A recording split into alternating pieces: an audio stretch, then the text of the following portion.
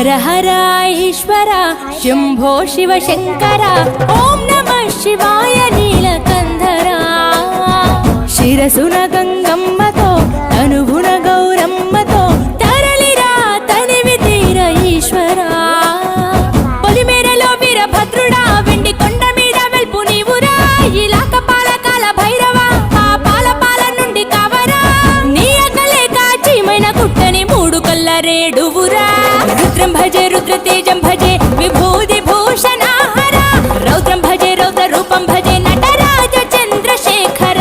గంగనెత్తుకొని నేల గొంతు నింపు జంగమయ్య నీవురా ఆది అంతమంటూ లేని స్వామి ఆదిశక్తి తమమ్మ ధరించరా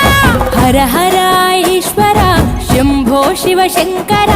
ఓం నమః శివాయ నీలకంధర శిరసున గంగమ్మతో తనువున గౌరమ్మతో తరలిరా తరివి తీర ఈశ్వర నమ శివాయ రుద్రాయ భద్రాయ శర్వాయ సర్వాయ శివ పూజకు వేళాయే కదలిరా ఓం నమ శివాయ